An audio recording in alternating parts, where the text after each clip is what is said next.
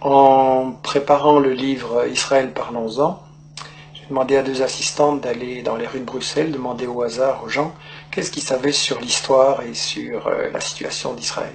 Les réponses étaient catastrophiques.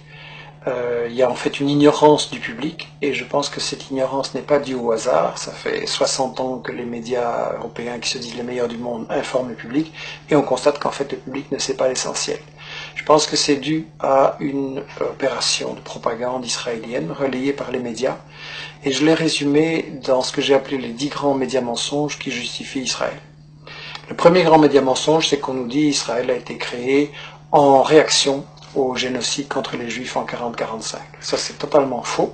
En fait, c'est un projet colonial qui est bien plus vieux, qui a été décidé au congrès de Bâle en 1897.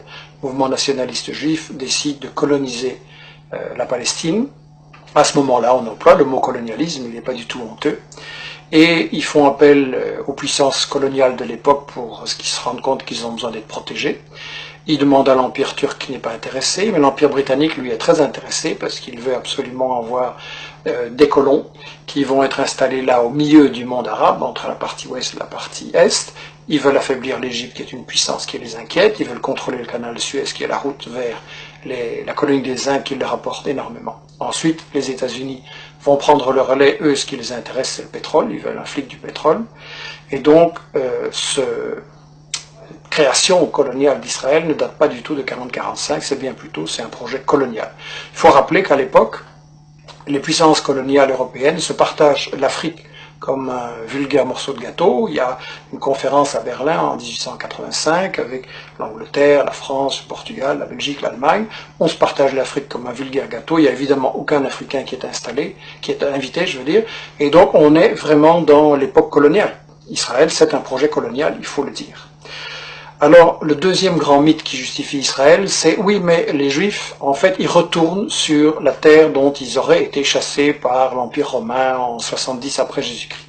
Ça, c'est aussi un mythe total, parce que, en fait, j'ai interviewé dans ce livre l'historien Shlomo Sand, qui a lui-même interviewé les historiens, les archéologues israéliens, et tout le monde dit non, il n'y a pas eu d'exode, et donc il n'y a pas de retour.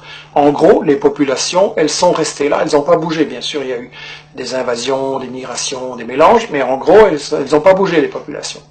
C'est qu'il y a deux conséquences cocasses. La première, c'est que, au fond, les descendants des Juifs de l'époque de Jésus-Christ, c'est les Palestiniens qui vivent là aujourd'hui, maintenant. Et la deuxième conséquence, c'est que, alors, s'il n'y a jamais des gens qui sont partis, quels sont ces gens qui nous disent qu'ils reviennent? En fait, ce sont des convertis, des Européens de l'Est, de l'Ouest, des Maghrébins, qui se sont, à différents moments, pour différentes raisons, convertis à la religion juive. Et en fait, comme dit Shlomo Sand, le peuple juif, ça n'existe tout simplement pas. Il n'y a pas d'histoire commune, il n'y a pas de langue commune, il n'y a pas de culture commune, il y a juste une religion. Mais une religion, c'est pas un peuple. On ne parle pas de peuple chrétien, de peuple musulman, et donc pas de peuple juif non plus. Alors, le troisième grand mythe, c'est l'idée que, en fait, c'est pas grave s'ils se sont installés là en Palestine pour coloniser, parce que nous dit-on, c'était un désert, c'était une terre sans peuple, donc c'était vide. Ça aussi, c'est un mensonge total. En réalité, les témoins de l'époque, déjà au 19e, début 19e, disent la Palestine, c'est un océan de blé. Il y a des cultures et des exportations, notamment vers la France, de l'huile, du savon, les fameuses oranges de Jaffa.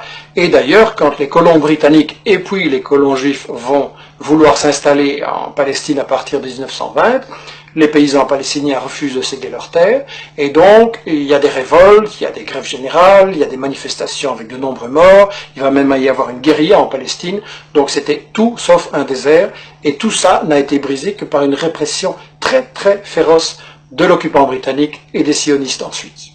Alors on nous dit, oui c'est vrai, il y avait des Palestiniens, mais enfin ils sont partis d'eux-mêmes. Ça aussi c'est faux.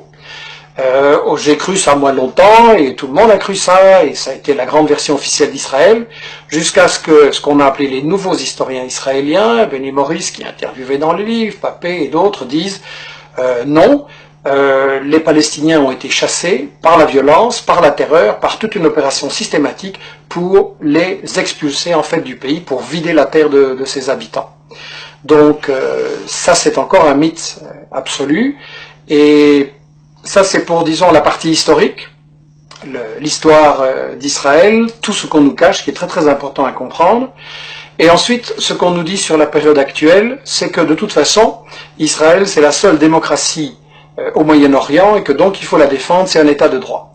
Premièrement, c'est pas un État de droit, c'est le seul État au monde où la Constitution ne fixe pas les limites du territoire. Dans tous les pays du monde, il y a une Constitution qui dit le territoire il commence là, il s'arrête là, et ça c'est notre pays. Israël non, parce qu'Israël c'est justement un projet d'expansion qui n'a pas de limite, et il y a donc une Constitution en plus totalement raciste qui dit que Israël c'est l'État des Juifs. Ce qui veut dire que les autres sont des sous-citoyens, des sous-hommes, et donc c'est la négation même de la démocratie, une constitution pareille. Donc Israël n'est absolument pas une démocratie, et je voudrais dire qu'en fait, Israël c'est le colonialisme, c'est le vol de la terre, c'est le nettoyage d'une population, ça ne peut pas être considéré comme une démocratie. Alors bien sûr on me dira, il y a un parlement, il y a des médias, il y a des profs d'UNIF qui critiquent, etc. C'est vrai, mais étant donné que c'est un État qui est basé sur le vol de la terre, ça veut dire qu'en fait c'est une démocratie entre les voleurs pour savoir comment ils vont continuer à voler. Et ça n'est pas une démocratie, c'est du colonialisme, c'est toujours de la dictature.